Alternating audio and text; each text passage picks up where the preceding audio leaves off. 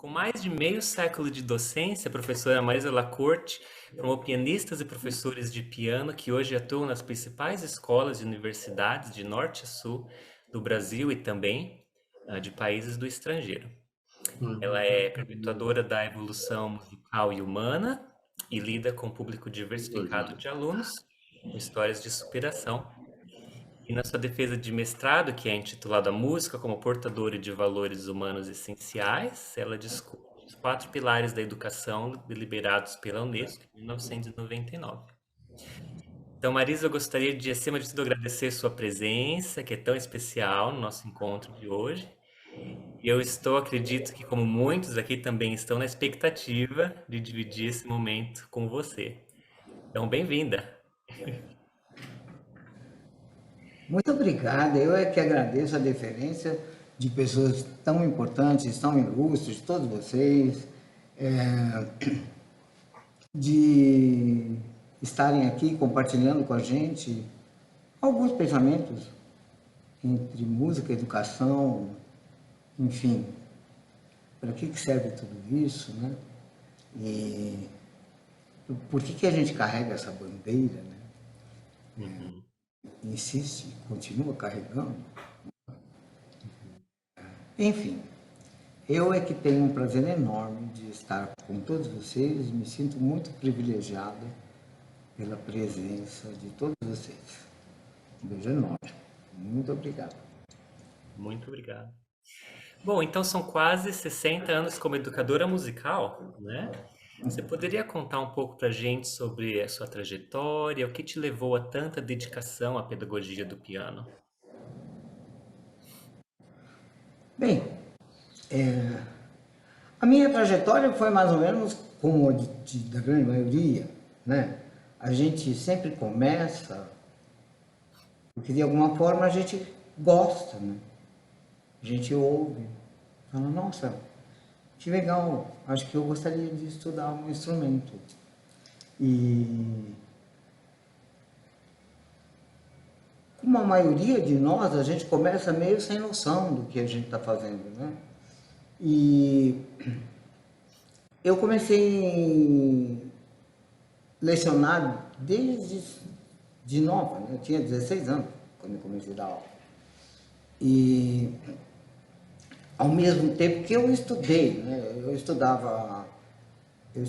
tive aulas com pessoas que influenciaram a minha formação, que foram as aulas particulares com a Talhaferro, as discussões com o Romero de Magalhães, a minha querida amiga e com quem eu troquei muitas ideias, que foi a Yara Bernetti, o Caio Pagano, enfim, muita gente que fez parte da minha formação, né?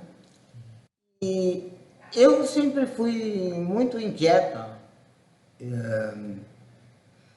e eu gostava de assistir, de ver, eu adoro aprender sempre. Muito Eu, curiosa. eu aprendo sempre, até hoje, aliás, eu aprendo. O professor aprende com os alunos, né? A gente não ensina nada para ninguém, a gente aprende muito. E aprende com cada um, né? Com cada universo, né? Quando eu era jovem, que eu comecei a achar que eu ensinava, porque naquela época eu achava que eu ensinava mesmo. Eu achava que eu dava aula de piano, enfim, eu achava.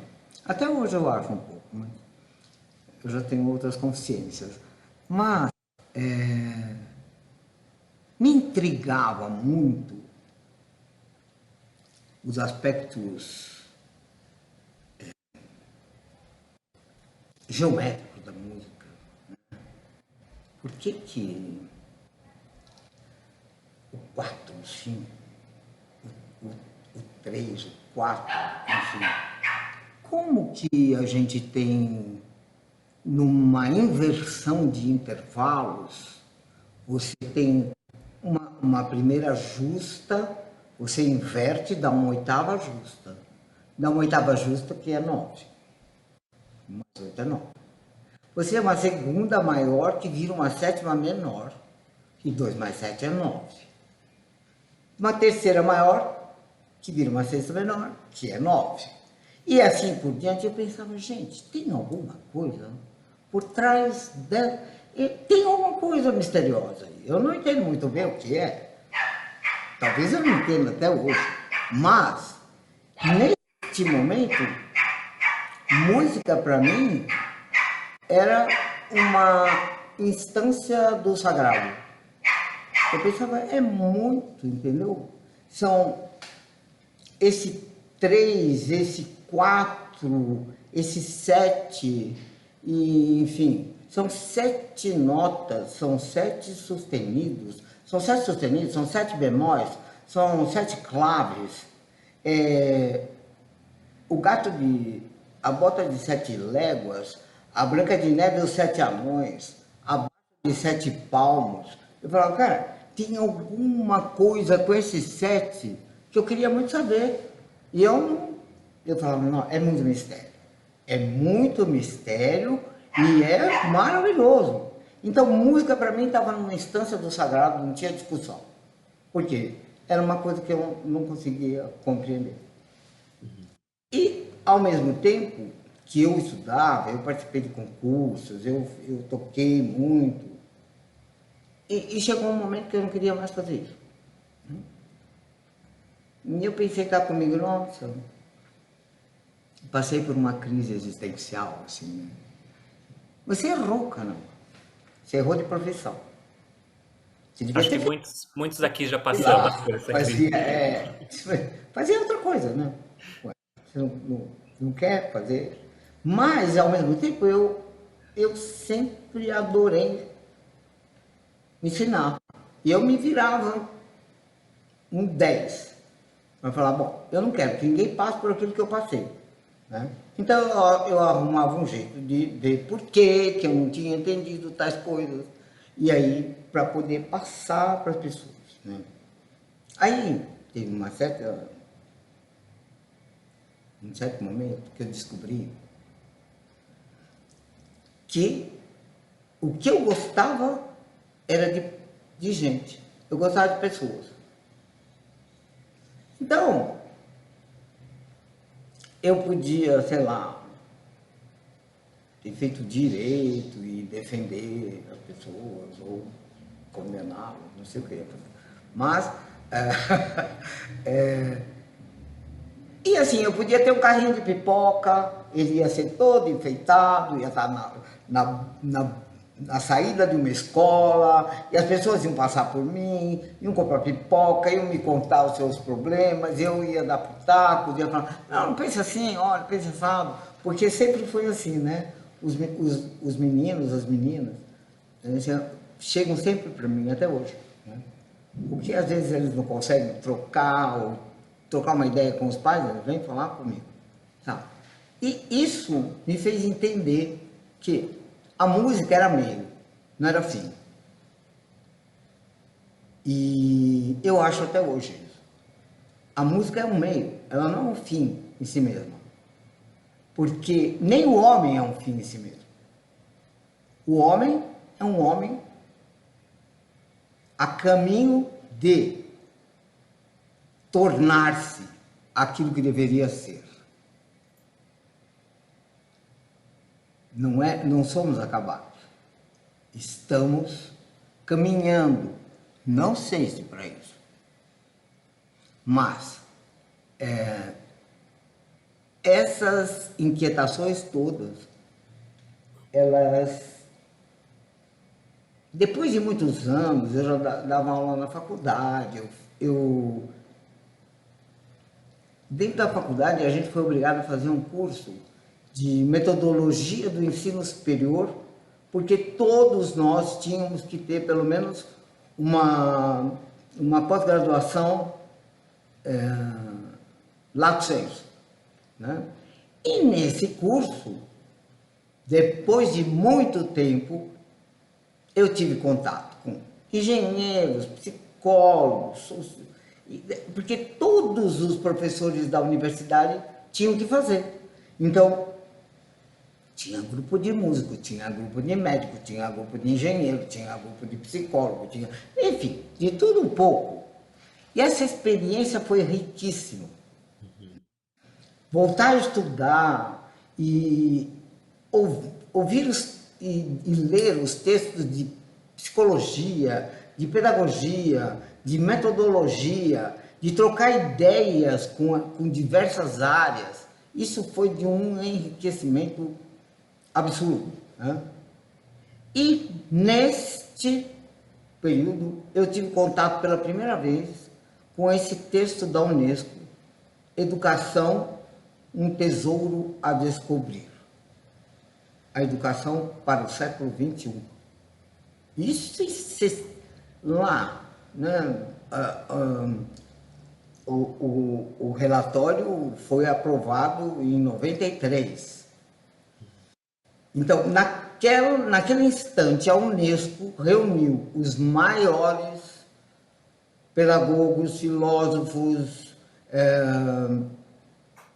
professores, sociólogos, enfim, pessoas de grande conhecimento, e pediu, né, e assim, de todo o mundo, né, da China, da Índia, de todo mundo, planeta inteiro, a refletir sobre as possibilidades da educação para o século XXI. Montado, foi baseado na fábula de Esopo,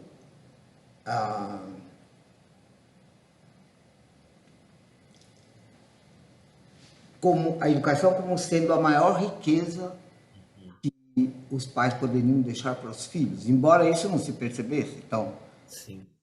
não se percebe tão rápido quanto o dinheiro, por exemplo. Né? A educação, mas é um patrimônio muito maior do que qualquer dinheiro poderia comprar. Né? E eles discutiram muito, e saiu esse documento, que eu recomendo que todos leiam. Né? É um livro exatamente sobre isso. Né? E isso, juntamente com isso, eu comecei a fazer naquela época aulas de filosofia com meu querido mestre Ricardo Rizek, que assim, foi-se embora muito cedo, com 53 anos. E ele foi, porque tudo aquilo que eu imaginava como uma grande mágica, é mágico, não deixa de ser, mas todas aquelas relações geométricas, aritméticas, né? A gente tinha uma aula chamada Geometria do Sagrado, que começava às 10 horas da manhã, depois de eu ter dado da noite, né? Depois de eu ter dado aula o dia inteiro na FAO, eu ia lá para a Madre Maria Mazzarello, e a gente tinha uma mesa grande, ele sentava, nós, os alunos, sentávamos em volta, e ele lia, discutíamos, e nossa, eu entrava muda, saía calada, porque, né, eu sempre pensava, o Ricardo fala português em outra língua, que às vezes, quando se trata de textos filosóficos, você tem que ter um background, né, para adentrar. Mas isso me levou a estudar, claro, né? E depois, quando eu fiz o mestrado, aí eu me aprofundei mais, né, nessas questões. E eu não podia ver música, não dá para dissociar, porque a música nasce com o humano. Ela nasce com o mundo. Ela nasce do caos ao cosmos, você tem som. A ciência diz. Foi um boom. Foi um boom, teve som. Aí depois eu vou lá no Gênesis e Está escrito assim, e Deus falou. Não está falando, não está escrito assim, Deus pensou. Não, está escrito Deus falou. Falou, teve som. E Deus fez. Então tem som e ação. No Ocidente é som. No Oriente é om. Eles fazem, né, aqueles mantras. Om, que vai mexer lá com todos os negocinhos do cérebro. Se você ficar fazendo isso algum tempo, você vai perceber que o seu corpo muda de... Uma vez eu fui fazendo isso daqui de Santo André até São Caetano, dentro do ônibus, porque o ônibus fazia barulho e ninguém ouvia eu fazendo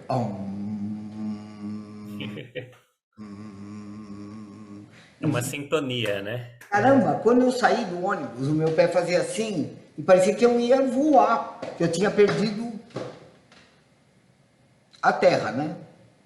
O sol. Então, eu tenho essa garantia, porque, na verdade, tudo no universo é vibração, ou tudo é movimento. Em música, tudo é vibração, tudo é movimento. Então, música abarca o que você quiser, abarca todas as coisas, não sendo nenhuma delas. Abarca pedagogia, abarca filosofia, matemática, geometria, aritmética, enfim. Ela não é nenhuma dessas coisas, mas ela pode ser vista por todos esses ângulos. E aí, claro, quando eu estudei o Timeu de Platão, com o Ricardo, o Ivec, né, não é uma coisa que eu domine tanto, porque não é uma coisa pela qual eu, não que eu não me interesse, mas não que eu me aprofundei, né? Não fiz curso de filosofia. Mas assim, quando chega no Timeu de Platão,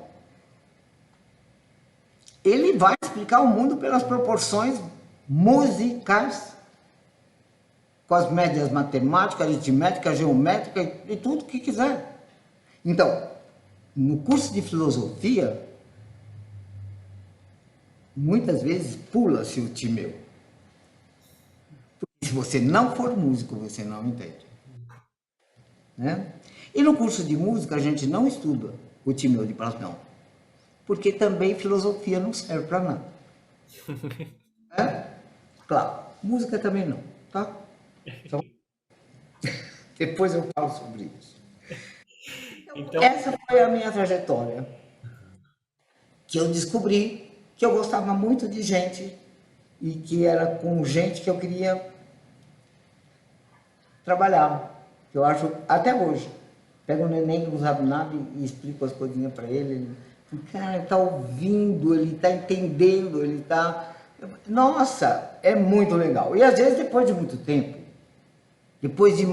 tempo, alguém fala para mim, ah, sabe aquilo que você me falava lá não sei aonde, quando, né? E assim, na época eu não entendia nada. Ficava olhando, assim, não estava entendendo. Hoje caiu a ficha, estava tocando, caiu a ficha. Você fala, que bom.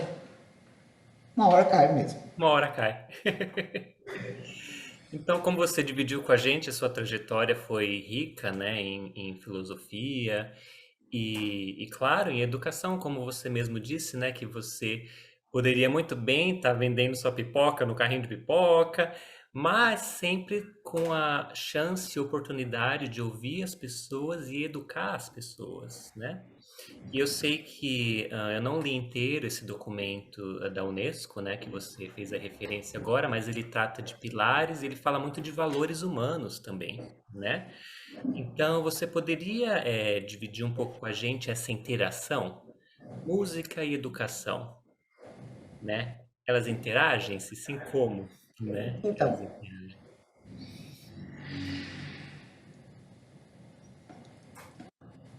aquilo que eu falei, né? a música e o homem, eles estão interligados desde sempre. Em todas as civilizações, em todas as culturas, em todas as... Se você pegar festas religiosas, festas não religiosas, se você pegar todas as manifestações de entretenimento, tem música.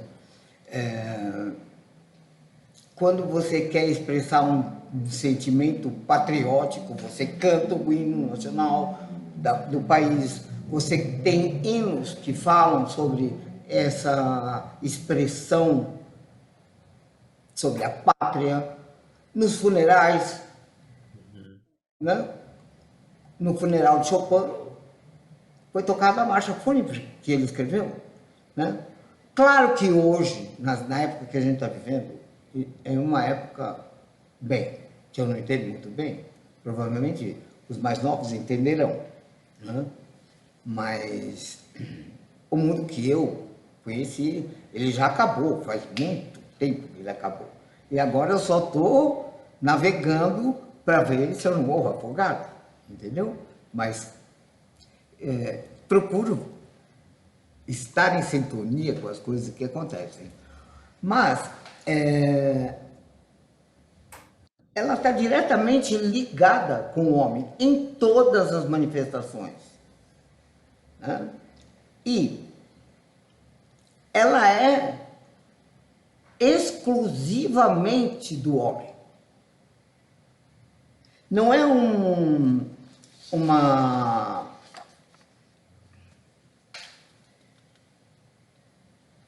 uma coisa assim. Música, alguns podem, outros não podem. Uns têm o dom e outros não têm o dom. Eu queria saber o que é o dom. Dão o quê? Que dão? Né? Tá. A gente pode dizer em todas as categorias que tem pessoas que têm mais algumas habilidades e outras têm menos habilidades. Por exemplo, você pegar um chinês descascando batata, você vai falar, meu Deus, nem se eu treinar minha vida inteira eu vou descascar a batata na velocidade que ele faz. Porque não olha, caramba. Ele pega um negócio assim, faz mas cortou tudo, não cortou o dedo. Eu preciso olhar um por um, porque se eu não olhar, vou cortar o dedo. Então, existem habilidades que são treináveis. Obviamente, ele deve fazer isso desde criança, né? E outras pessoas têm uma facilidade, nascem com uma facilidade. O que eu julgo não servir para nada. Natureza dada não serve para nada. Graça dada não é graça alcançada. É sempre necessário ter uma forja, ter um esforço para a gente transformar essa coisa natural em algo mais específico, como se fosse a primeira natureza. Só que envolve muito trabalho. E todos que estão aqui sabem disso. Porque são professores, porque são pianistas, porque sabem, né? As nossas virtudes, as nossas facilidades são as nossas prisões. E as nossas dificuldades são os movimentos que geram. Se a gente não tivesse problema nenhum para resolver, a gente nem tirava o pé da cama. A gente levanta porque tem algo para resolver. Você vai ao piano porque tem algo para você treinar e conquistar. E você nunca, nunca, nunca deverá fazer isso, a não ser para você mesmo. A gente não faz música pelo haver. A gente tem 4 verbos, né? Ser, ter, haver, estar. A gente não faz nada pelo ter. Para ter dinheiro, para ter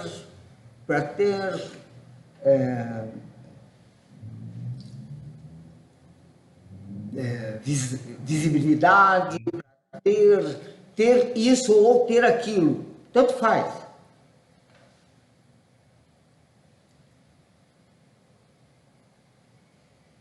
Haver. Em haver. Seria por dever, né? Fazer música por dever. Na verdade, eu me formei e vou fazer o quê? Ter o dever. Não tem dever coisa nenhuma, cara. Vai cuidar da horta. Não tem problema nenhum. Não tem obrigação de fazer, nunca. E estar, fazer pelo estado, né? Ah, nossa, eu faço música porque eu quero estar visível nos meios sociais. Eu vou me aproximar, sei lá, daquele que saiu na revista Concerto, porque se ele saiu na revista Concerto, se eu me aproximar, né, então eu vou ter algumas facilidades.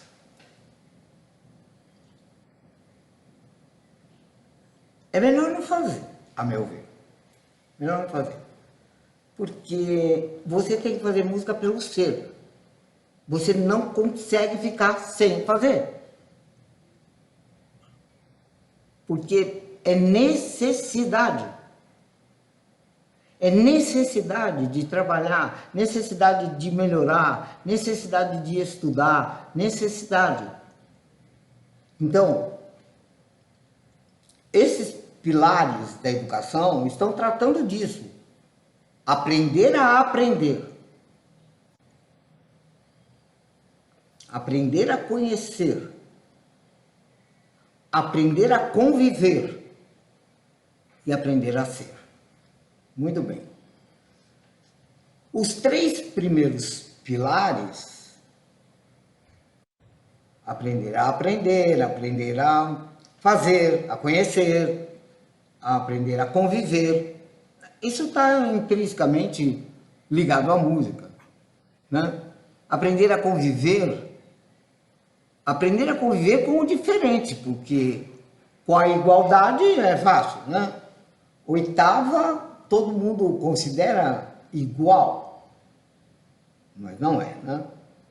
A oitava é a divisão da corda em 2 partes, que soa o dobro.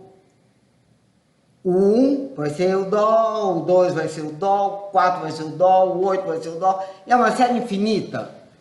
E assim, isso é uma coisa que me espanta muito até hoje, porque eu penso, meu Deus, isso não foi inventado, isso foi descoberto, sempre esteve à disposição de todos, né?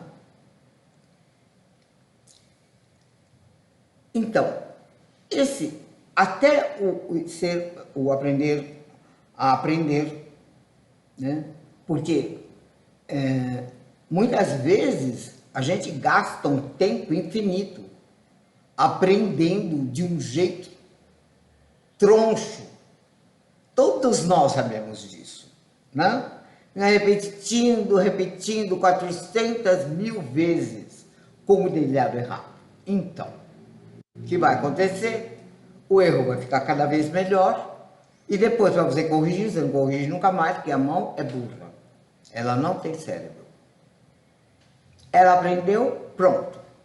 Ferrou. Você depois, para fazer ela desaprender, aprender o negócio direito, né? Então, esse aprender, o relatório critica muito, para começo de conversa, uma quantidade de saberes mais ou menos úteis que se desfazem ao longo da vida, né? E que a gente, de alguma forma, é obrigado a dominar e fazer o curso, o cursinho, e as provas, e isso e aquilo, né? Porque eles vão te preparar para o mercado. Eles vão tratar você, todos nós, como mercadoria. Ah, isso aí é uma mercadoria que poderá servir para o mercado de trabalho, veja bem, né? Então, quando eu penso nisso, porque isso funciona até hoje, né? Vamos fazer, como é que prepara o músico para o mercado de trabalho? Bom, primeiro, não prepara para o mercado, pelo amor de Deus, porque tudo que a gente sabe é que vai morrer, só. Então, é melhor você se preparar para outra coisa, e não para se vender. Agora, tem que ter trabalho. Como é que vai pagar a conta de luz? Chega no mercado e fala, olha, eu estudo Beethoven. Pode dar meio quilo de pão? Fala, não, não pode. Tem que dar o dinheiro. Como é que ganha dinheiro? Nós estamos numa sociedade capitalista. Caramba, nós estamos ferrados mesmo. Nós criamos um buraco que a gente vai se enterrar, claro. Porque tudo precisa de dinheiro, tudo. E quem tem muito dinheiro não está nem aí para o resto do mundo. Pessoas que se danem. Eu sou trilionário, graças a Deus. Eu não sou um verme que nem você, que está lá jogado na Avenida São João, embaixo da barraca, fumando crack. E a gente olha isso também assim, nossa, sabe aqueles lá? Aqueles lá são perigosos. Aquela gente, é como se aquela gente não fosse a gente. Enquanto o ser humano não se enxergar como uma unidade, nada disso vai dar certo, a meu ver. A minha opinião, bem humilde. Mas, no sentido de se aprender a ser, eu acho que existem muitas possibilidades, existem normas, existem maneiras de como você promove uma pessoa a aprender, né? Aprender a conhecer, porque na verdade todos os cursos que a gente faz, a gente não conhece nada, todos nós, a não ser, sei lá, alguém que tenha memória, aquela memória que lê e absorve e guarda no hardware. A pessoa fala, sabe, em 1952, no dia 5 de janeiro, a minha mãe, assim, ela estava usando vestido assim, desta cor, com a minha prima, não sei o quê. Cara, você fala, é uma memória absurda, né? Tem gente que lê a lista telefônica e memoriza. Na época que tinha, né? Agora não tem mais. Mas vamos dizer, a pessoa lê a Bíblia ou lê o Alcorão, ela lê e memoriza, né? Esse aprender a conhecer exige um trabalho, exige uma demora. Não tem fórmula pronta. E tudo que a gente quer hoje é fórmula pronta. Então, no cursinho tem fórmulas, fórmulas e fórmulas e fórmulas, né?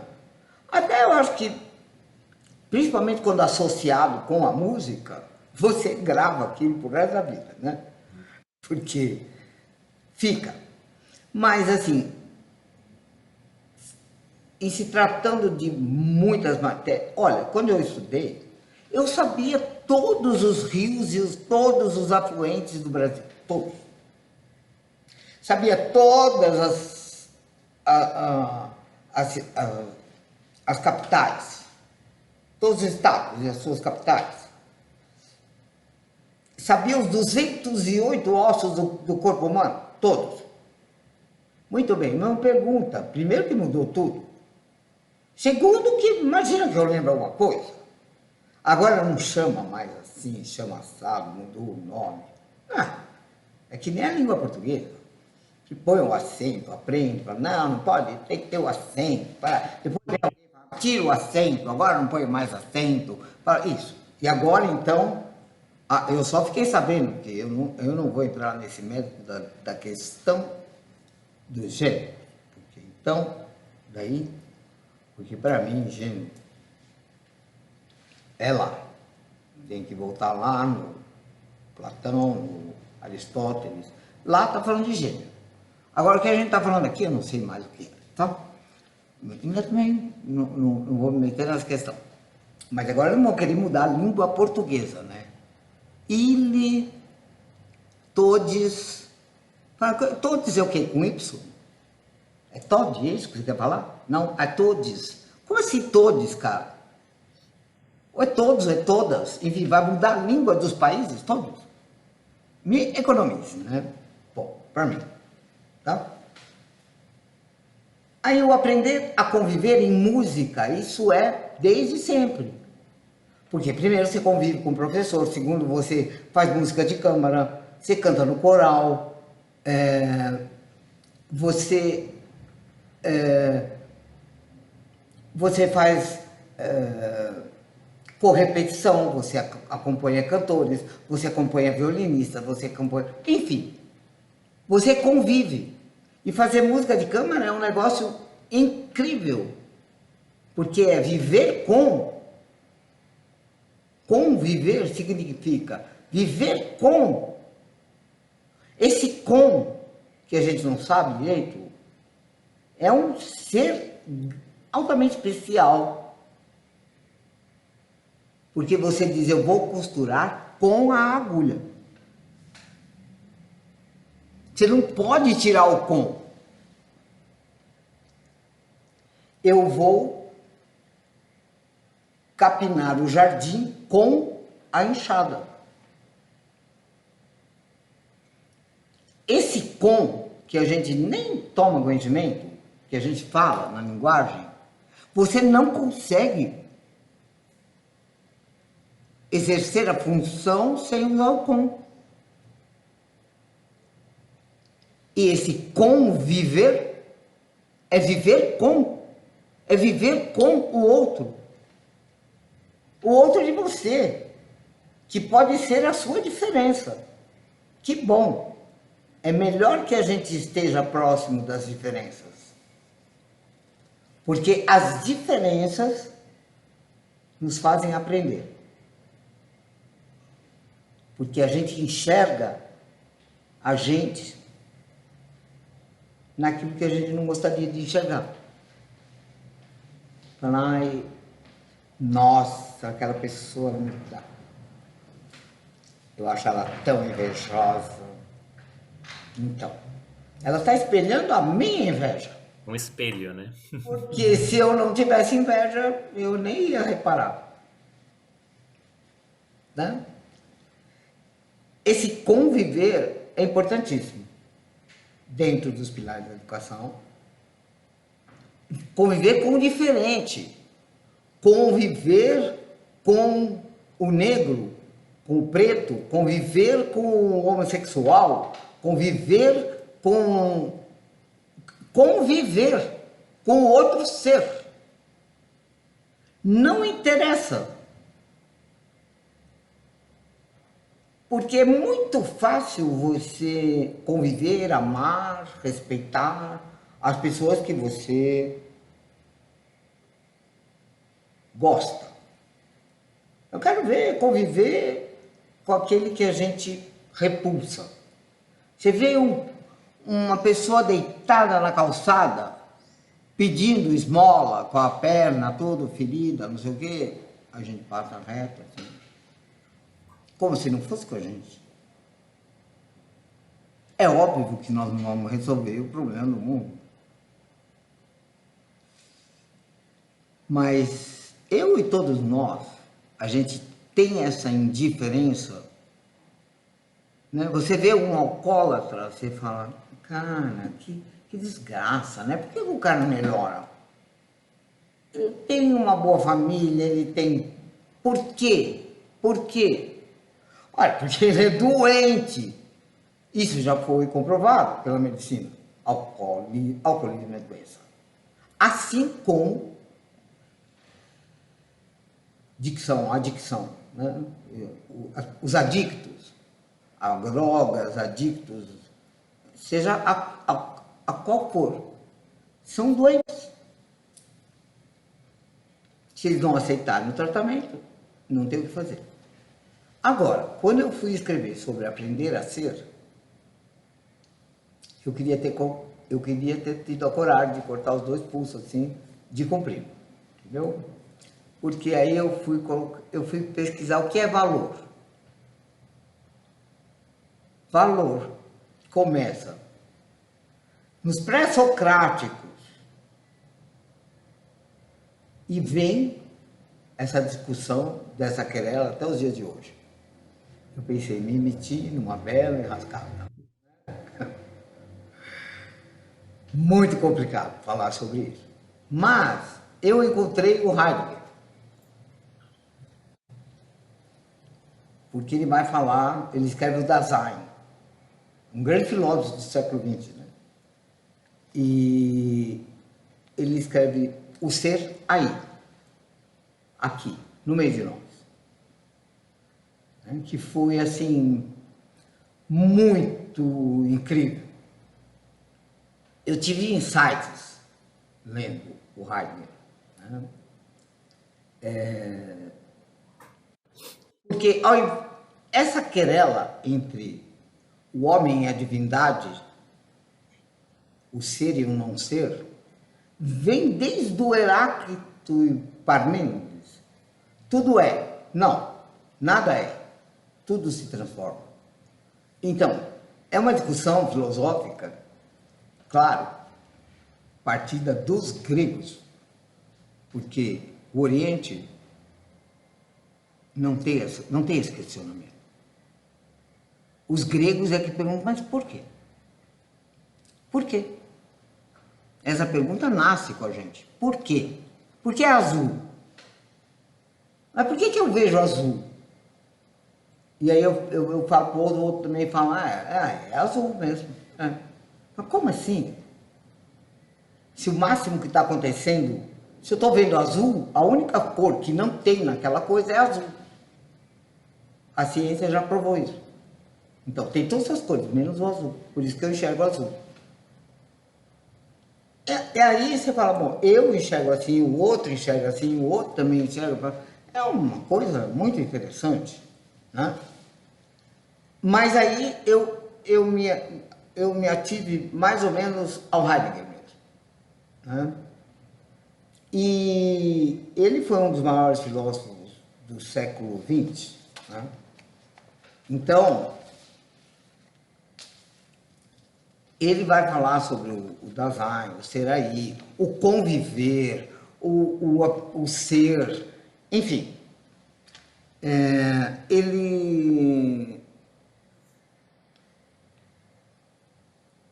Se você falar que é o nada, a gente fala nada, não é, o nada é o nada, nada é nada. Pois é, então, ele escreve um livro desse tamanho assim, sobre o nada, Martin Heidegger. Você fala, caramba, meu, como que alguém pode adentrar tanto a essência desse não ser? Porque é o não ser que permite o ser. É o vazio que permite o conteúdo. Então, a gente diz,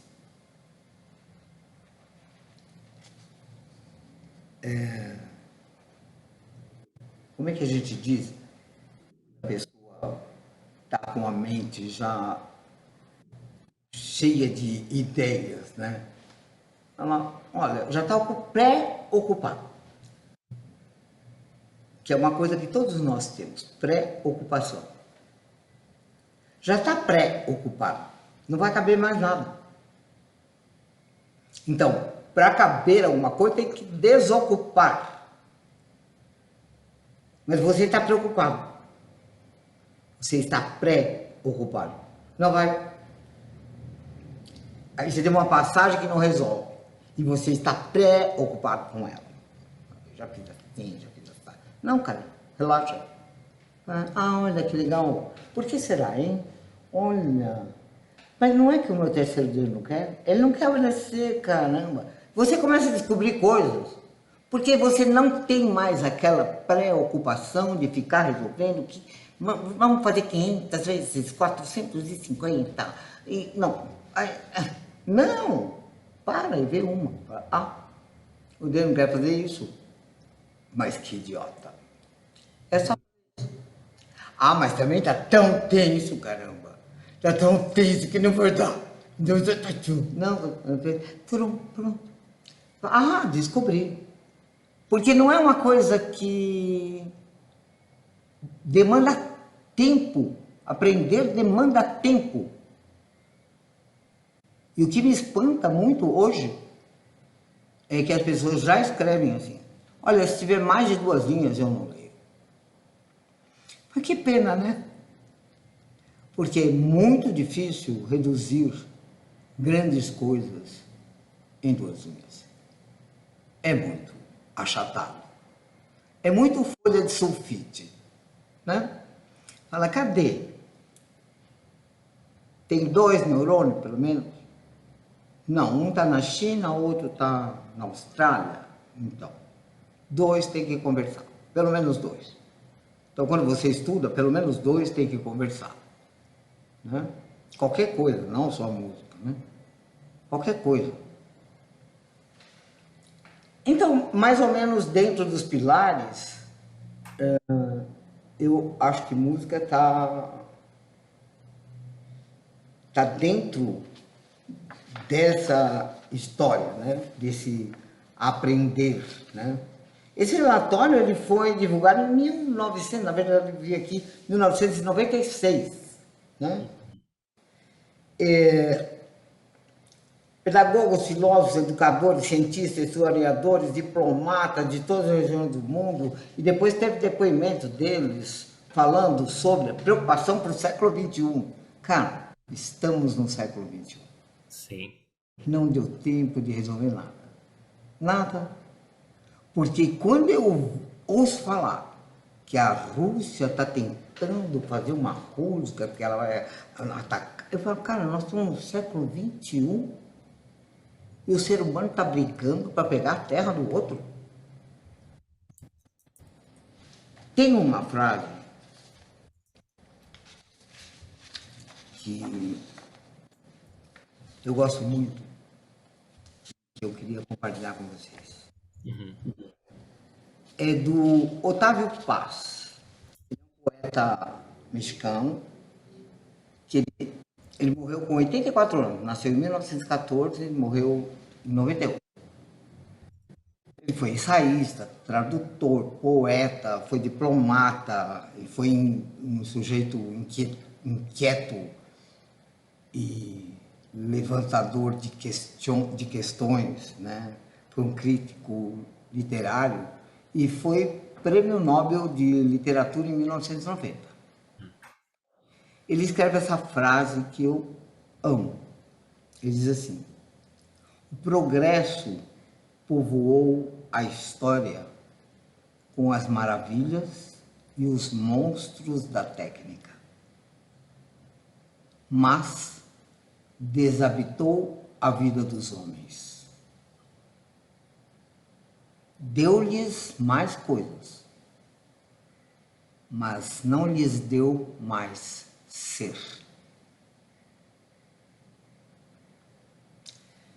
Ele escreveu isso em 1959. Faz tempo, hein? Faz tempo. E, enfim, é exatamente isso. porque eu acho que a gente evoluiu muito, muito, muito, muito, muito, muito nas questões externas. Então o homem vai para a Lua, agora ele já vai civilizar Marte, já descobriu, enfim, né? E o homem ainda briga para ter a terra do outro. Como se a Rússia não fosse suficientemente grande. Não dá conta nem de tomar diretrizes melhores para o próprio país. Vai querer pegar o outro também. São coisas que não cabem na cabeça da gente. Agora, nesse século XX, não? Nesse século XXI, o XX já acabou. Né?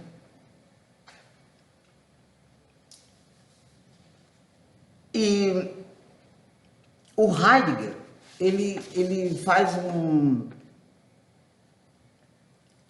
tem um livro chamado Serenidade, que ele fala muito sobre... Ele fala sobre o pensamento meditante do homem e o pensamento corriqueiro. E diz que o homem, hoje, o homem atual, foge do pensamento meditante. É isso que eu estou falando. O sujeito lê 2 linhas, fala mais que 2, eu não leio, tá?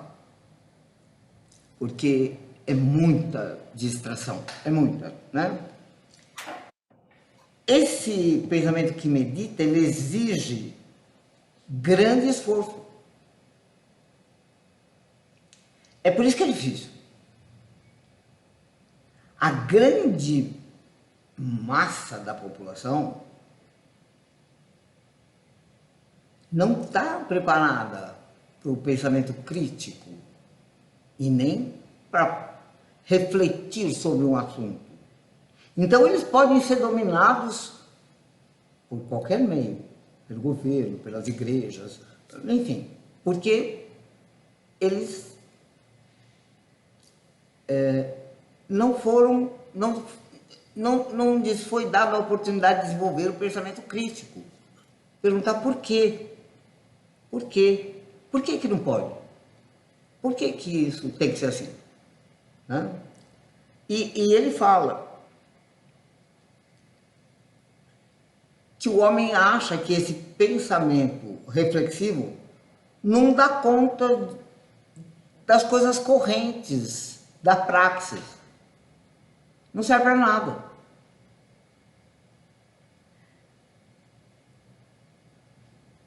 E ele diz que esse pensamento meditante, ele precisa de cuidados muito mais delicados do que qualquer outro verdadeiro ofício do homem. Qualquer outro verdadeiro ofício. O primeiro é o pensar. O primeiro é o refletir sobre as coisas. E o homem. Só o homem pode fazer isso. Mas o homem vai negar. Ele vai, olha, como assim a gente não pensa?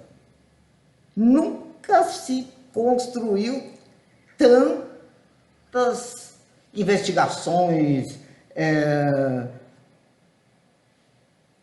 tantos planos avançados, tantas descobertas, né? Tá, mas se você sabe o que você faz com uma grande descoberta, tá ótimo. Porque se você não sabe o que você faz com uma grande descoberta, poderá virar a bomba de Hiroshima, que foi uma grande descoberta. Sem dúvida. Essa conquista, ela é válida e sempre será, porque a gente tem sempre que ter essa ciência pensante. A gente não teria isso, né, se a ciência não tivesse pronta para realizar essa vacina no tempo que ela realizou. A gente só não pode esquecer que essa técnica e essa tecnologia nos absorveu de tal forma que a gente se tornou escravo dela. Hoje ninguém pode ficar sem celular. Ninguém pode falar que não tem um computador. E às vezes eu me pego. Cara, você viveu 50 anos sem celular. Qual o problema? Mas assim, parece que eu deixei o celular em casa, eu deixei a vida. Falei, meu Deus, se eu quiser... Antigamente eu sabia o telefone das pessoas. Eu tinha na memória o telefone das pessoas. Agora, se eu não olhar no celular, imagina, não tenho mesmo. E é vício. É vício. Porque ninguém... Bom, eu não olho Facebook. Quando eu olho, eu entro muda, saio calada. Dou um coraçãozinho aqui, outro acolá. Né? Não quero. Me encho paciência esse negócio aí. Mas, por outro lado, se você não estiver na mídia, você não existe. Fala, não, cara, eu existo sim. Como eu não existo? Eu existo. Eu existo por mim, para mim. Eu não preciso pôr todo dia o que eu como lá. Falar, olha, o meu prato, que lindo, que ótimo, tá? Caramba, que vai mudar isso no mundo? Aliás, no mundo não muda nada. Desde sempre, não muda nada. Entendeu? Aquela coisa assim, né?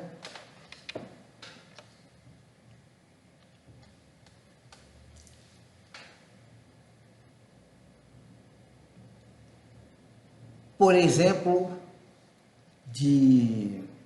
quando eu fiz a minha tese de mestrado,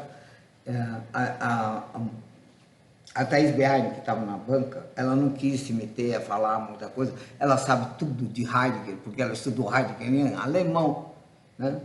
Podia ter me dado uma mãozinha, mas ela falou, eu não vou falar nada disso, porque eu estou careca de ir em banca, que as pessoas da banca ficam lá contando tudo que elas sabem, ao invés de arguir o candidato.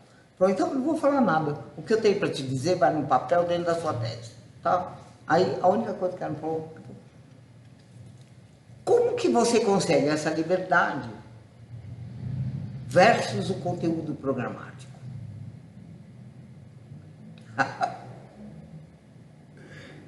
Porque assim, você vai dar aula no Estado, você recebe o conteúdo programático, veja bem. O conteúdo pelo qual você vai programar pessoas, pelo amor de Deus, caramba. Aí eu falei para ela, bom, eu simplesmente nunca segui o conteúdo programático de nenhum lugar que eu trabalhei. Nunca. O conservatório tinha o conteúdo programático do Conservatório Dramático e Musical de São Paulo. Não sei quantos estudos, não sei o que, o bar, e tem até hoje. Os caras entram na universidade, eles não estão preparados para tocar Liszt. Porque eles não sabem nem tocar, atualmente, às vezes, não sabem nem tocar o bar na Madalena direito. Mas tem que tocar o período de fuga. A 4 vozes, ou a 3 vozes. Fala, cara, não vai dar.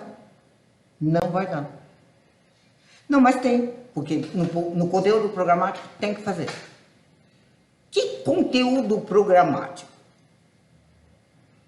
A gente tem que tentar melhorar a vida das pessoas. Né? Primeiro, que a gente não ensina nada para ninguém.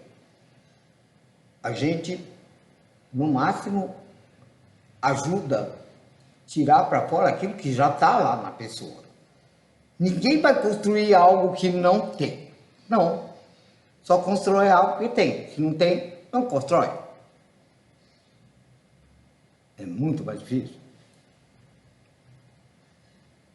Ué, qual que é o problema de pegar o minuendo tubar, trabalhar as articulações e fazer essa pessoa, depois de um ano, ser 0,2 do que enlouquecer a criatura dando um estudo de Chopin, que ela não vai conseguir fazer, que ela vai se matar de estudar, ela vai ter tendinite, ela não vai conseguir fazer, ela vai se sentir frustrada e não vai resolver. E não adianta a gente brigar com isso, porque isso é um problema do sistema. Vocês conhecem o sistema? Conhece? Eu não conheço, cara, mas ele dá um trabalho desgraçado. Você vai no banco, vai cair o sistema. Mas o que eu tenho a ver com isso? Não sabe fazer conta? Pega o lápis. Antigamente fazia conta no lápis, vai. Tira. Caiu o sistema, cara, caiu o mundo. Ninguém mais sabe fazer nada. Nem eu, nem ninguém. Né? Por quê? E aí, assim, o conteúdo programático, ou seja, conteúdo pelo qual você vai programar uma pessoa, porque é a pessoa que está lá, não uma máquina. Se você fosse programar uma máquina, eu até entendo, você tem que ter um programa de programação para fazer o computador fazer coisas que muitas vezes a gente não faz, ou que ele vai fazer melhor que a gente. Né? Mas essas coisas, elas me levam sempre a refletir, né? Porque o que é importante? Importante é o outro. A partir do momento que ele não sabe nada, para o momento que ele sabe um pouco mais, ele tem sempre que estar disposto a ir para frente, a saber mais ainda. Mas esse é um processo, não é uma coisa assim. Não tem conhecimento direto. Conhecimento direto é o Saulo. Hoje é Saulo, amanhã é Paulo. Direto. Tá. Ou me perguntam muito, porque eu organizo concurso. Né? E aí as pessoas dizem: o que você acha de concursos, de competições? Bom, aí primeiro eu já falo: olha, quem compete não tem competência. Quem tem competência não precisa competir.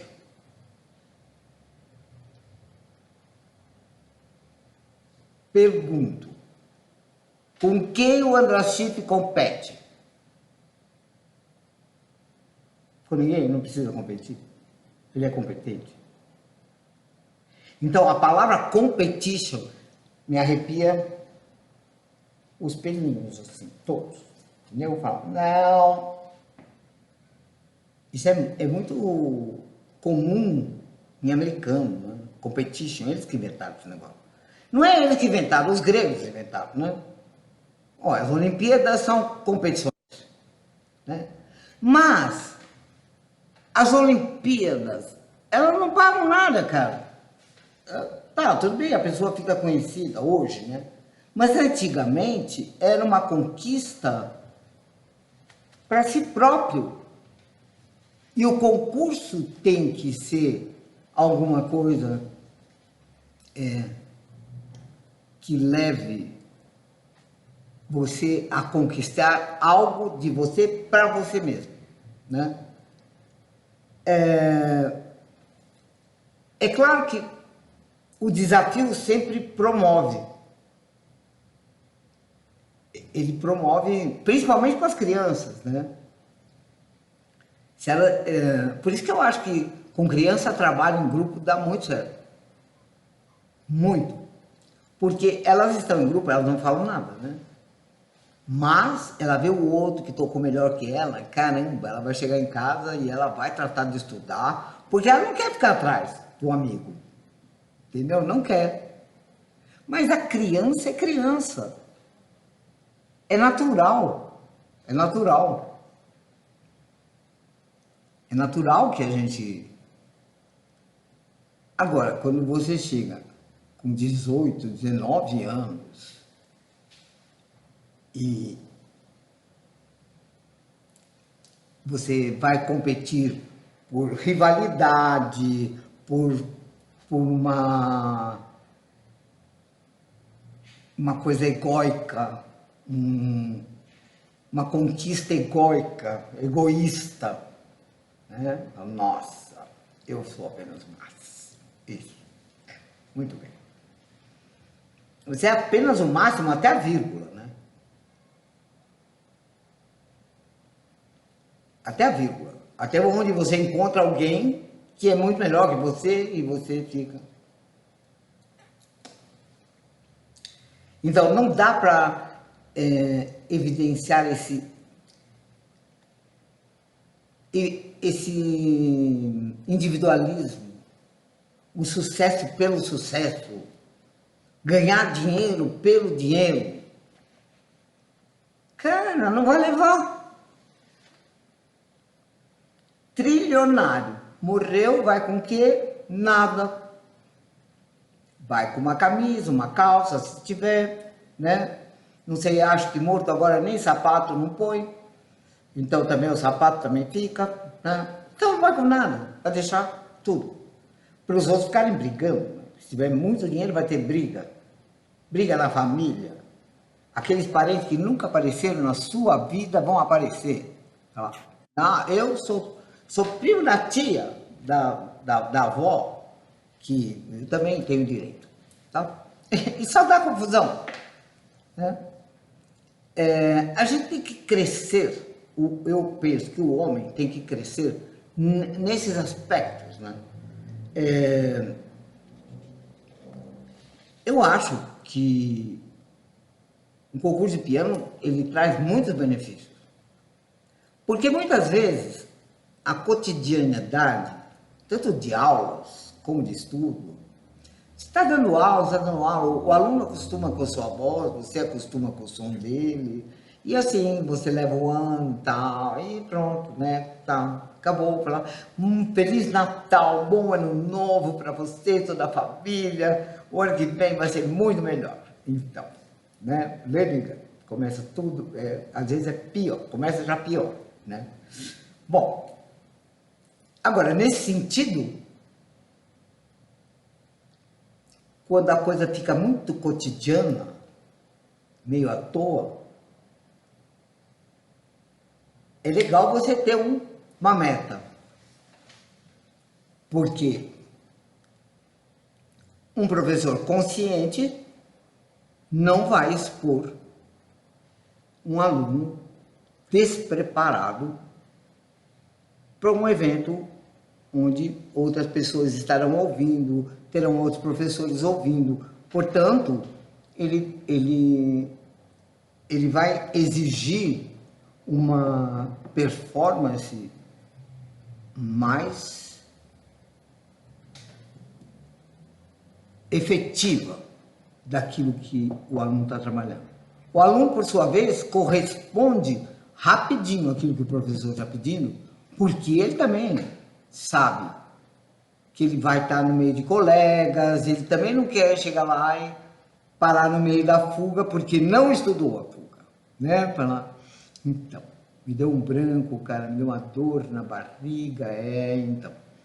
É isso mesmo que acontece. É um frio na barriga e nada na cabeça. E a pessoa fala, me deu um branco. Fala, não, meu filho, sempre esteve branco. Não é que deu branco agora, no nervoso. É claro, a pessoa nunca estudou pensando em nada. Chega na hora de tocar, o que vai fazer? Tudo que a gente vai fazer é pensar. A gente olha para o teclado e fala, nossa, é preto e branco, cara, cadê o dó central? Aí no meu piano é tão fácil, é uma chave aqui, eu sei que o dó central é aqui. Quantas vezes eu vi a pessoa começar em lugar errado? Porque nunca prestou atenção aonde que é que começa. E a gente, como professor, é culpado disso.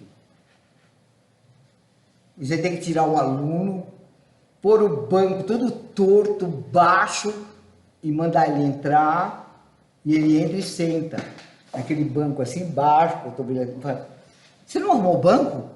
Como assim não arrumou o banco? A pessoa que saiu daqui tinha 1,90 m. Você tem meio metro, cara. Como é que você vai tocar no mesmo banco? Então, e assim, pega de surpresa. Fala, aonde que começa mesmo? Começa em que lugar? Mas tem que pensar. Se a pessoa nunca... Qual é o compasso? Peraí. Aí canta a música para depois festejar. Porque nunca olhou qual é o compasso. Nunca olhou por quê? Porque a gente tem uma diferença muito grande entre ver e enxergar. Ver a gente vê porque não é cego, né? Enxergar demanda percepção. Assim como ouvir e escutar. E mais que escutar, auscultar. Porque quando você vai ao médico, ele não te ouve nem te escuta. Ele te ausculta. Ele põe o negocinho lá e ouve lá naquele aparelho dele lá. Ele está te auscultando. E eu não sei por que ele fala, fale 33.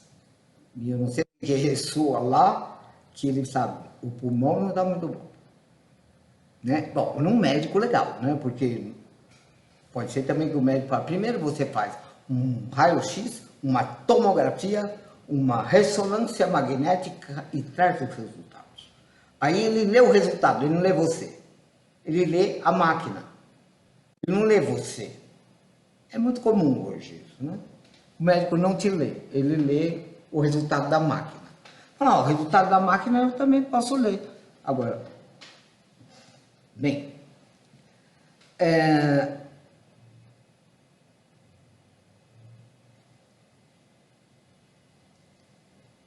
então, essa coisa do concurso é importante pela concentração que ela promove, pela diretriz, pela atenção, pela data, né? Não, caramba, não adianta falar, depois eu faço. Não, cara, tem uma data. E a data, ela chega assim. Porque as pessoas, claro, elas começam a estudar um mês antes. Né? Um mês antes. Eu ia, nossa, meu Deus, eu esqueci, completamente esqueci. Então, aí às vezes tem uns que tem mania de gênio. Eu tenho vários alunos assim, que tem mania de gênio. Então, o negócio é, depois de amanhã, eu falo, já estudou? Não, eu vou estudar hoje. Mas como assim, cara? O troço é depois de amanhã. Não, mas eu dou um jeito. Então, é mania de gênio, né? É mania de gênio. Você tem que se preparar com antecedência, né? E a conquista é sempre uma conquista interior.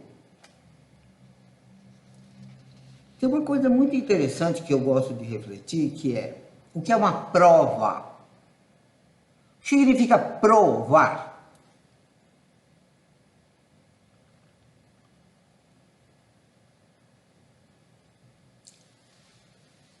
Provar significa experimentar. Quem prova?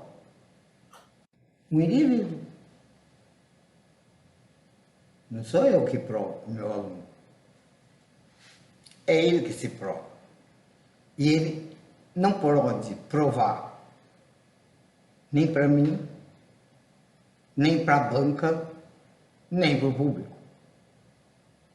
Ele tem que provar para si mesmo. Então, o único que pode avaliar uma prova é o provador. E a prova é o conhecimento direto. Porque digamos que ninguém saiba aqui nesse encontro de que se trata uma maçã. Nunca viu a maçã, nunca comeu maçã, assim como a gente vai para outros países, às vezes não conhece a fruta, não conhece o sabor, não conhece nada, só sabe o nome. Aí vamos descrever a maçã para o sujeito que nunca viu. Então, a maçã, meu filho, é assim, ó. Ela pode ser vermelha e ela pode ser grande, assim, vermelha, mas também às vezes ela é menor, tá? A maçã da Mônica, por exemplo, é menorzinha, tá? Às vezes ela é verde, não é vermelha. E às vezes ela é vermelha é um pouco rajada, assim, de amarelo. Às vezes ela tem muito suco, ela é suculenta. E às vezes ela é maçuda. Entendeu? A pessoa fala, não, entendi nada. Entendi nada, não sei o que é maçã. Continuo não sabendo. Você pega a maçã, dá para ela, né? Ela morde, ela sabe na hora. É conhecimento direto. Ela sabe. Sabor. Saber. Sabedoria. Sabedoria não é conhecimento. Sabedoria não é informação. Sabedoria não demanda primeiro grau, segundo grau, terceiro grau, PhD, não.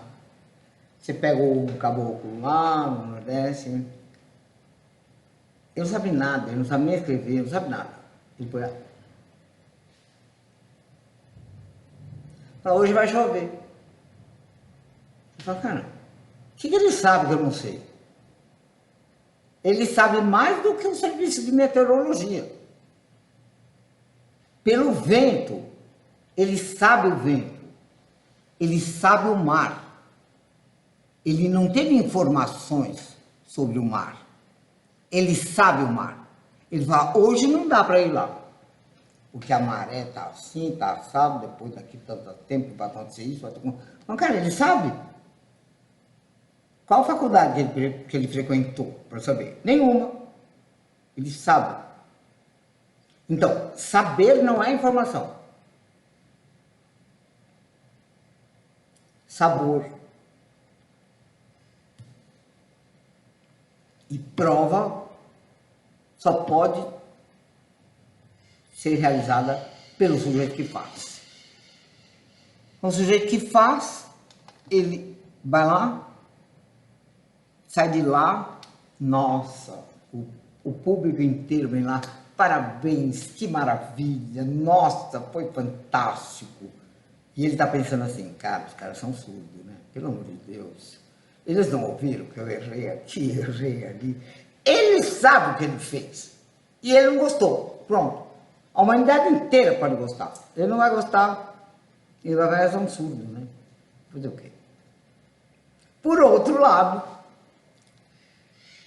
se ele achar que foi muito bem, que tocou muito bem, e a humanidade inteira vier para lá para ele,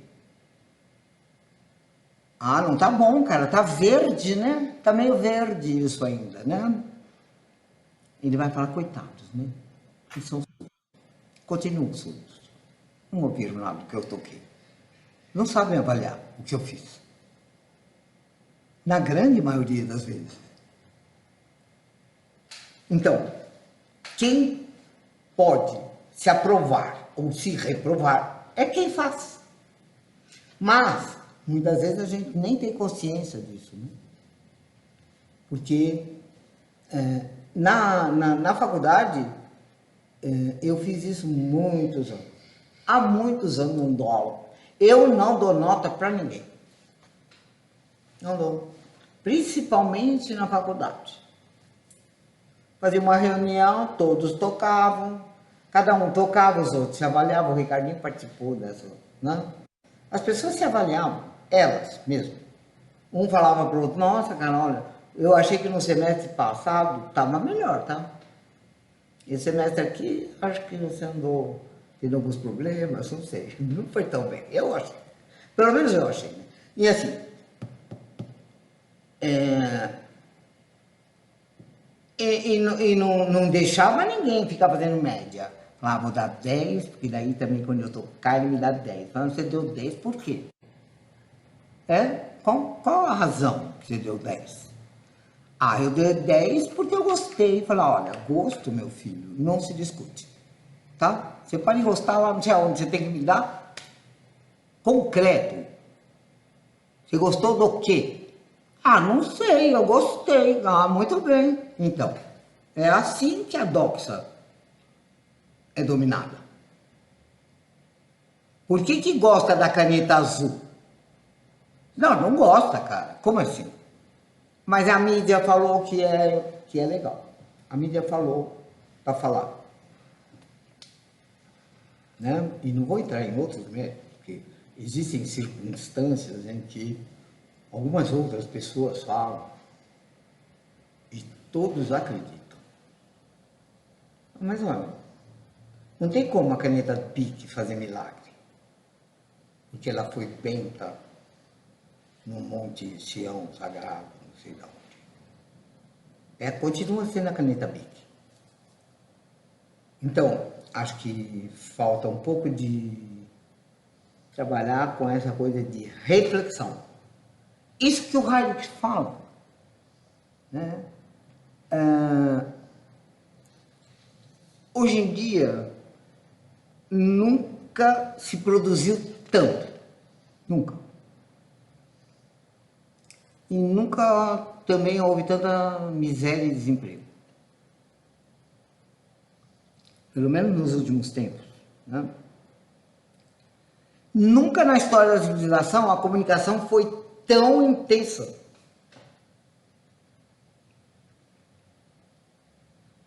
E nunca o ser humano esteve tão distante dessa comunicação, principalmente dele com ele mesmo e com o próximo.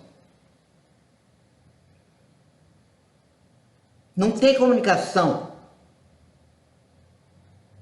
Eu, como sou do mundo que já acabou, eu sou um ser abissal.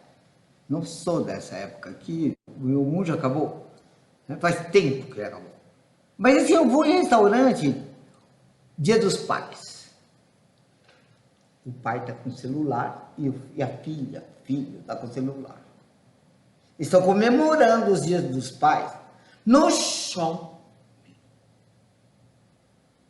No shopping. Aí assim, um está com o celular, outro está com o celular. Acaba de comer, paga a conta, levanta e vai embora. Mas caramba. Em concerto.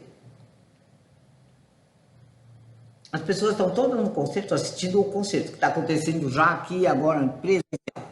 As pessoas ficam no celular, tirando foto, gravando. E elas vão gravar para ouvir depois. Cara, que lógica que tem isso? Não tem. Então, nunca se teve tanta comunicação externa. E nunca se teve tão desconectado.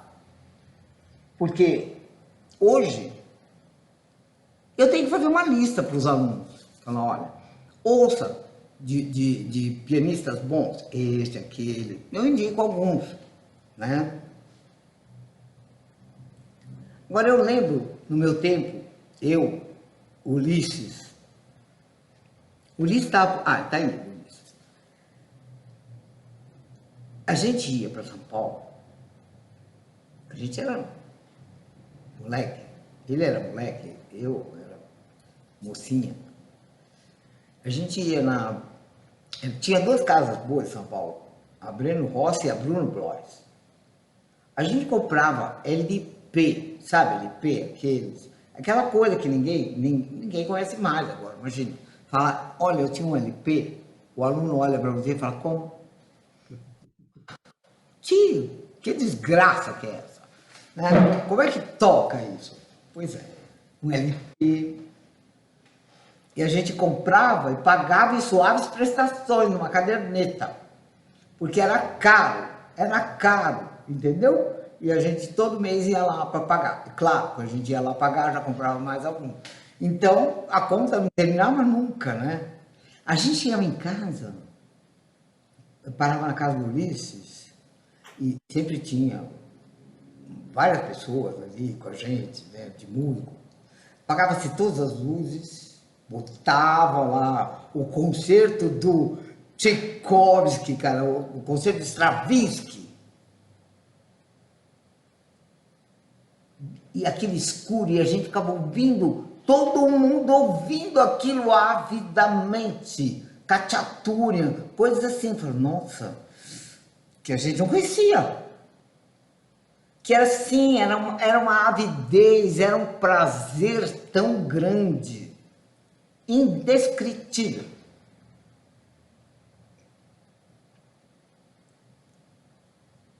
E agora, olha quem está aí, né? Olha quem está aí fazendo sinal para mim. Minha linda, a Maria Helena Chips. Saudades mil de você. Então, era muito diferente. Hoje, você pega o celular e fala assim, vamos ver qual versão. Essa aqui. Não, ouve essa. Não, essa aqui não é muito boa. Vamos ouvir aquela. E assim. Mas, assim, a pessoa ouve o primeiro movimento, um pedaço do segundo, um pedaço do terceiro. Eu não paro para ouvir inteiro. Porque a gente tem muita coisa. Nunca se informou tanto. Tem informação? Não. Cara, você clica no Google e põe lá. Como faz palito de fósforo? Pronto. Tem tudo. Tudo que você nunca pensou na sua vida, tem. Tem lá. Tem. Não sei como, mas tem. E nunca se andou tão desinformado, né? Porque se as pessoas fossem informadas, elas agiriam diferente, elas não votariam em certos vereadores, elas teriam informações, elas teriam formação e não informação.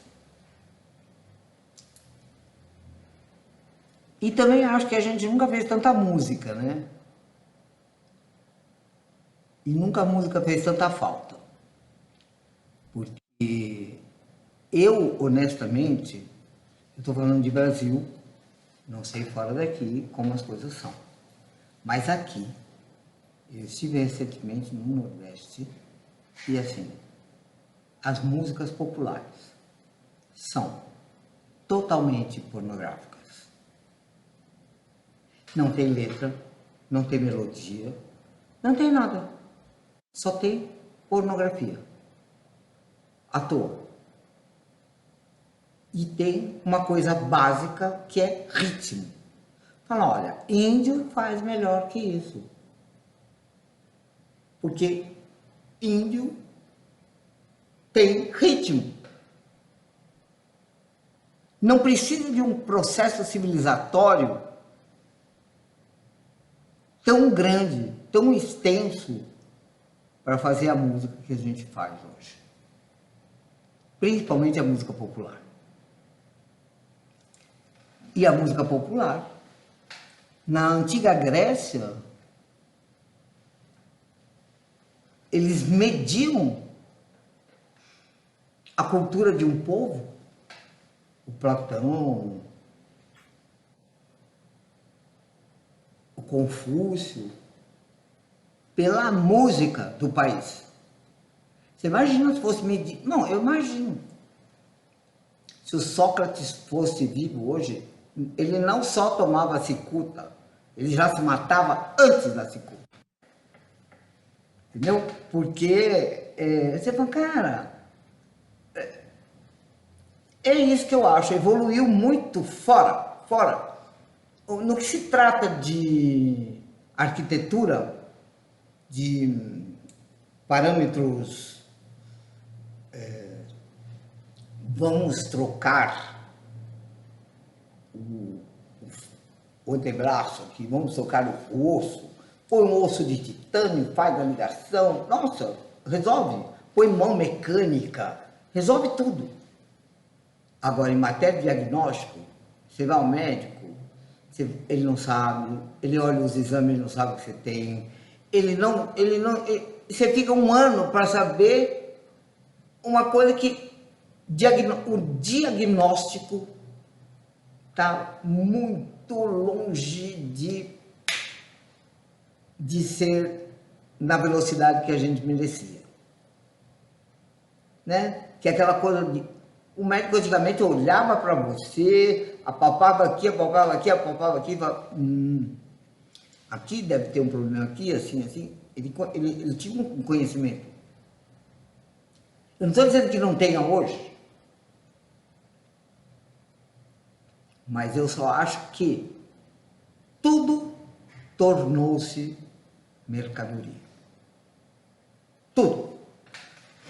A saúde, o próximo, tudo é mercadoria. Nós somos mercadoria. Nós somos mercadoria da Google, mercadoria do Zoom, mercadoria. Nós somos mercadoria do YouTube, somos mercadoria de tudo. E a gente é preparado para ser mercadoria, preparado para o mercado de trabalho. Essa frase me irrita muito. Vamos preparar o sujeito para o mercado de trabalho. Eu não estou dizendo que não tem que trabalhar, obviamente. Mas eu estou dizendo que você não pode preparar ninguém para o mercado de trabalho. Você pode preparar alguém para ele ser o melhor de si mesmo. E se ele for o melhor de si mesmo, ele sempre terá quem queira aprender com ele, quem queira tocar com ele, quem queira chamá-lo para dar uma masterclass, para acompanhar um cantor. Ou seja, o principal foco tem que ser o humano. Né? Hoje, honestamente, às vezes eu vejo o Bruno dando aula, né? Eu falo, ai, cara, eu queria aprender nenhum. Assim, é tão lúdico, não? É tão legal, é tão colorido, é tão menos suado, né? É simples, né? Uma maneira que você desenvolve o ouvido primeiro, antes de colocar nomenclatura, né? Eu acho essas coisas fantásticas, né? As pessoas que refletem. Agora, não se pode pensar em método como o nome do livro, né? Você estuda Cherny? Não, meu Deus. Você não estuda escalas? Como assim? Sua professora não dá escalas, nem arpejos. Mas que coisa. Pois é. Então, não estudou o 740? O Cherny 740? Não, nem sei de que se trata. Tá. A gente não pode confundir metodologia com o nome do livro, né? Método e metodologia é o caminho, método é caminho. Em grego, método é caminho, é um caminho. E é um caminho de grande reflexão de um ser a respeito de um objeto. Como é que eu vou fazer para tornar isto mais interessante? O cara vai quebrar a cabeça, cara. Ele vai ficar lá falando, vamos começar só fazendo uns desenhos aqui, assim, de 3 e 2, 3 e 2. Bom, isso é agora, né? Porque daqui a um pouco vocês vão se ferrar muito, muito. tá? Porque agora os pianos todos não tem mais tecla preta e branca, ou preta e branca. É tudo branco. Tanto a preta quanto a branca é tudo igual. Não tem altura diferente. Como é que estuda isso? Eu não sei. Não quero saber também, porque não está na hora de aprender isso, tá? Então, vocês ainda vão ter que se virar de tocar tudo na tecla branca e reto. Você fala, mas como é que eu vou saber o sustenido? Não sei. Ah, não sei, por intuição, você ouve. É só pelo ouvido, porque eu não sei como que toca, mas toca, né? Então, eu acho hiper válido, essas, principalmente com criança. Porque se a gente não motivar as crianças a fazerem música, quem é que vai ter paciência de ouvir uma obra completa daqui a um tempo? Está chegando, esse tempo já chegou. Eu vejo isso. A gente está em um masterclass ou está numa reunião, alguém está tocando, está assim lindo, e tem aquele que sai. Tem aquele que sai. Porque não aguenta. Ele não aguenta ficar o tempo que tem que ficar. Né? Então,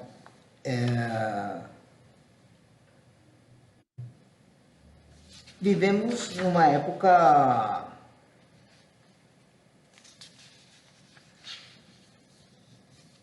é aquilo que o Otávio fala, né?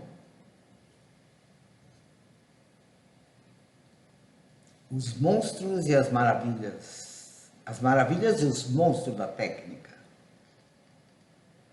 Mas desabitou a vida dos homens, e ninguém mais conversa. É, de um lado, é fantástico. Do outro lado, é um buraco, que não sabe onde vai dar, né? Mas não tem nada errado com o mundo não tem nada errado, entendeu?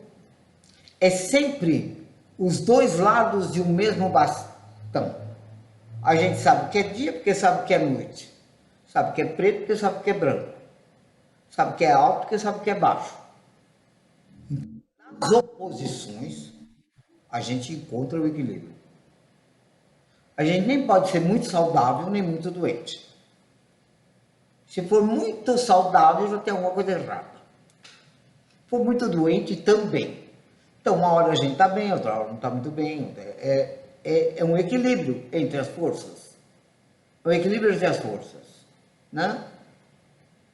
Então, é genial, porque eu estou podendo hoje ver a Maria Helena Shepard, que eu não via há 40 anos, sei lá quanto, 50 anos, 100 anos.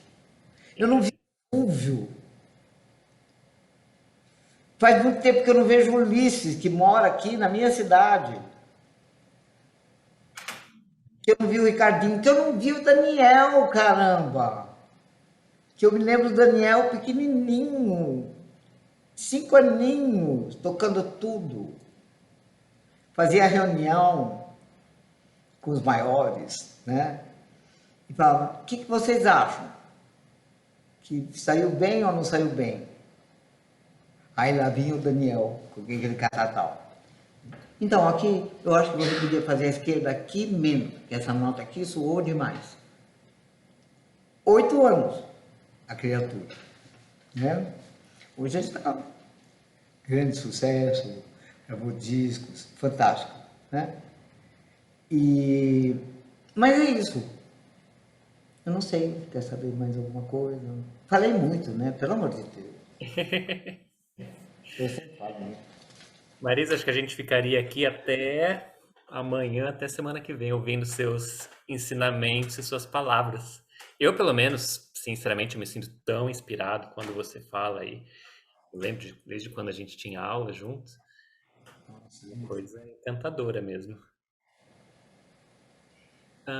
Você gostaria de deixar uma mensagem final pra gente, para finalizar nossa conversa? Podia durar mais 2 horas, que o pessoal tá falando ali.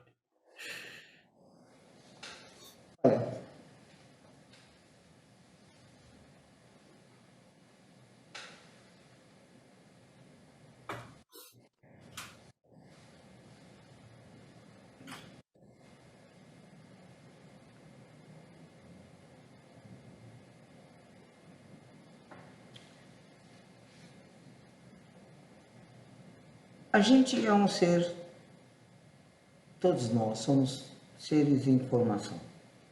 Né? O homem é um ser em formação, em devir.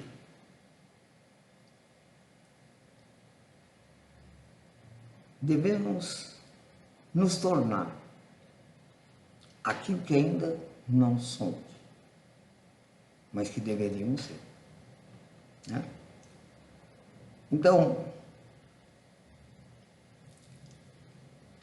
melhor ou pior aqui refere-se às possibilidades de cada um. E em se tratando de música e de obras, eu sempre digo para os alunos, eu sempre falo, a gente vai estudar a sonata de Mozart, tá? Mas não é para tocar a sonata de Mozart, é para aprender com o Mozart. Né? Porque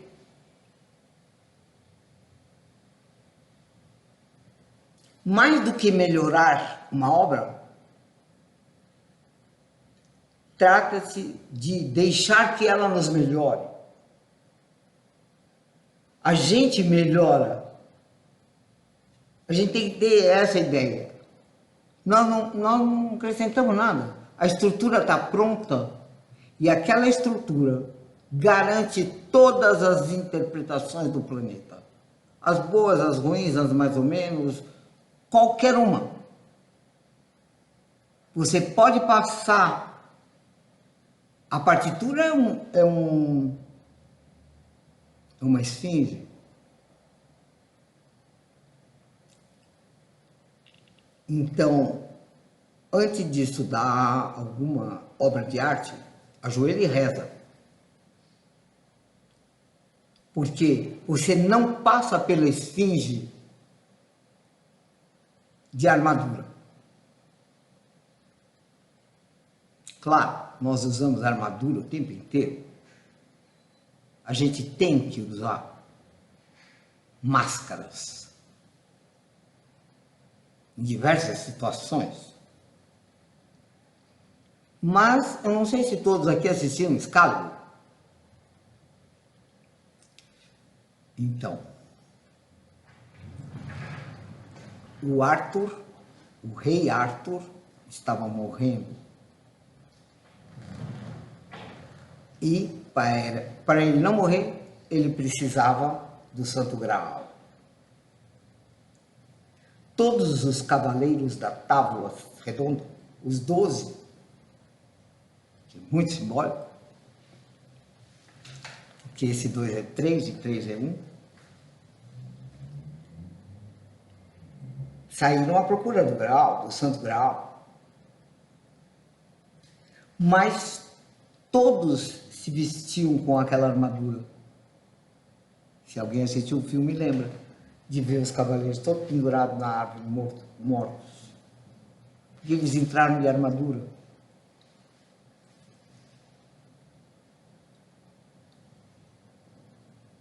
Um dos últimos cavaleiros, ele cai na água.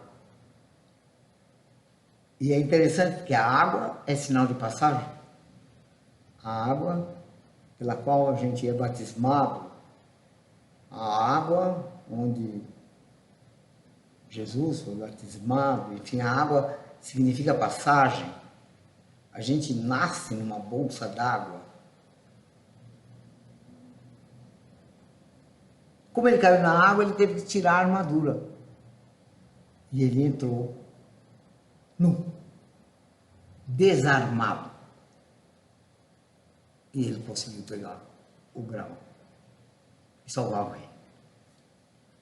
Então, é preciso que a gente se desarme. Não só no sentido de não ter a necessidade de ter uma arma. Porque se a gente tivesse consciência nem deveríamos temer o próximo. Se a gente tivesse consciência, todos, se o planeta tivesse consciência, não estaria no estrago que está, né? Enfim, não vamos entrar nessa habilidade, nessa discussão, é muito longa. Mas, se a gente conseguisse melhorar, então, melhorar-se com a obra, não melhorar a obra. A gente não vai melhorar a obra. A gente vai se melhorar com ela. Eu estava lendo uma coisa ontem. Não somos nós que possuímos o ouvido. É o ouvido que nos possui. Quando você ouve, você fica possuído. Interessante.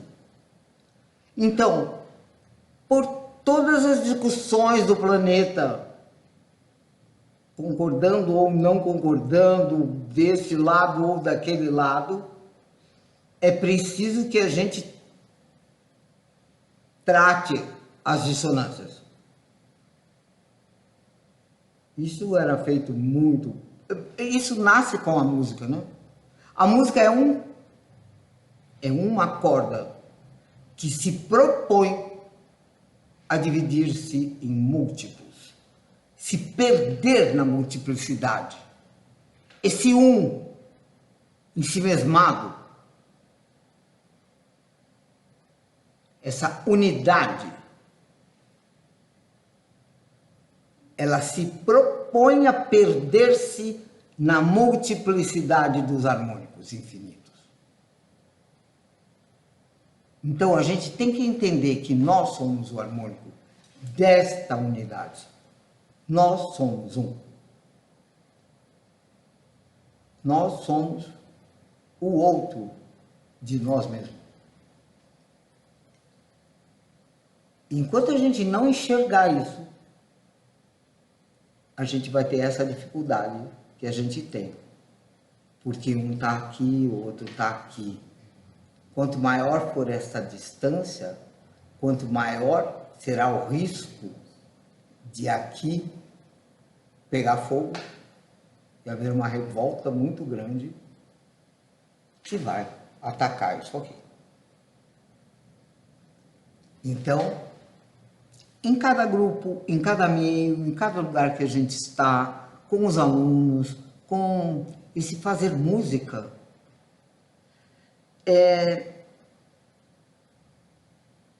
estar no mundo, em outro mundo. Essa é a possibilidade de fazer música. Estar no mundo, em outro mundo. Ou estar em outro mundo, nesse mundo. Porque quando você começa a estudar, ou quando você começa a se ouvir, você sai da Matrix. Matrix, né? Todo mundo assistiu? Matrix. Então, fazer música é a possibilidade de sair da Matrix. Tomar a pílula vermelha e galgar outras esferas. E o pensamento fica... Se você estiver estudando e você não conseguir se distanciar do dia a dia, não está estudando. Porque se a música te possui, você é possuído por ela. Então, o instrumento te toca.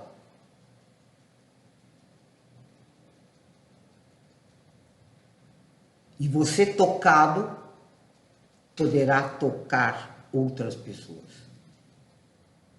Quando você está tocado. Se você não estiver tocado, você vai mexer dedo e acertar as alturas e as durações. E aí, isso não é fazer música. É isso que eu acredito e é isso que a gente tem que passar para as crianças, para os adolescentes, para as pessoas que a gente convive. Falar, é importante, é importante. A ciência já falou, enfim, a ciência já falou, a filosofia já falou, as religiões já falaram. Fazer música é importante. Trabalha os dois hemisférios do cérebro, trabalha a concentração, trabalha tudo que a gente puder falar, bom, o que será que não? Trabalha sensibilização, trabalha a criação. Há muitos anos atrás, muitos, eu recebi um pedacinho de madeira assim, que era feito o piano Fritz Dobler, 1900 e bolinha.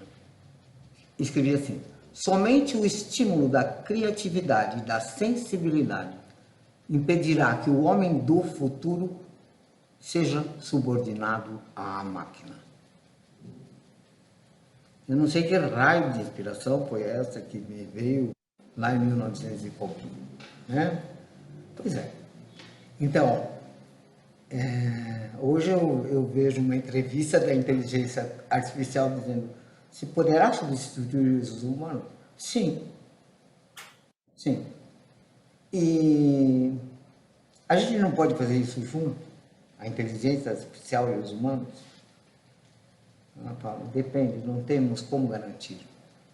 Porque uma inteligência artificial poderá criar uma outra. E poderão haver guerras. Quando foi que não houve?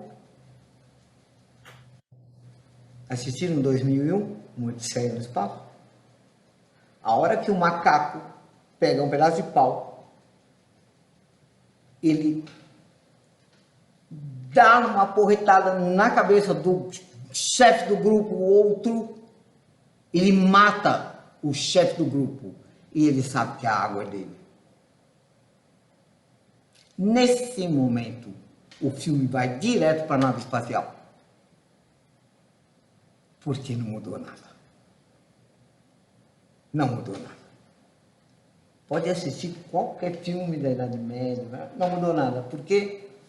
Porque o homem ainda não é um ser acabado, a meu ver.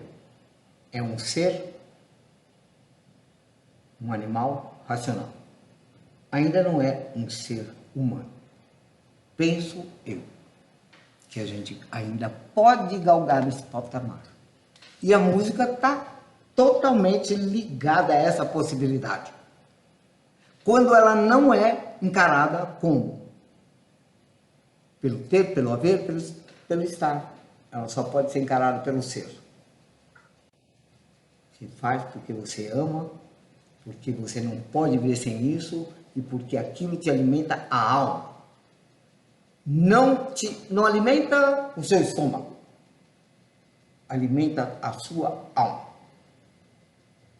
E nesse sentido, o Rubem Alves, que é o poeta da educação, né, ele coloca duas palavras que eu acho muito interessantes, que é a feira das utilidades, que são a feira das panelas, a feira dos talheres, a feira dos livros, a feira dos estudos, a feira da faculdade, todas as feiras. E a feira da inutilidade. Normalmente a gente usa inútil num sentido pejorativo, não serve para nada. E o útil sempre é aquilo que serve para alguma coisa. Então, a panela serve para cozinhar. O pente serve para... ele serve a alguma coisa. Essas são as utilidades. As inutilidades, ele fala, nas inutilidades estão as coisas mais importantes do homem. Nela tem um jardim florido e as crianças sorriem. Isso não tem utilidade para nada. Você não pode comprar e não pode vender. Mas essa é a parte mais importante da constituição humana. É olhar para o céu e dizer, é lindo. Porque ver azul, os peixes veem muito melhor do que nós. Eles veem milhares de tonalidades de azul. Mas só nós conseguimos olhar para isso e dizer, que lindo.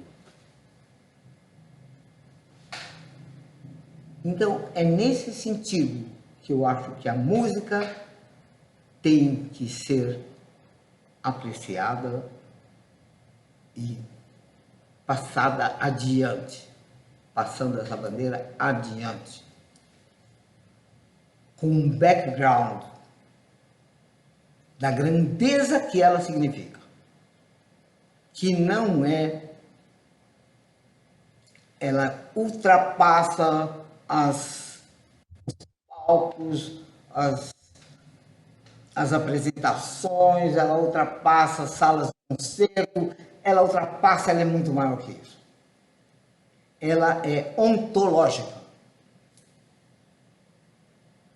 Ela nasce na criação do mundo. Então, isso tem algum significado e é muito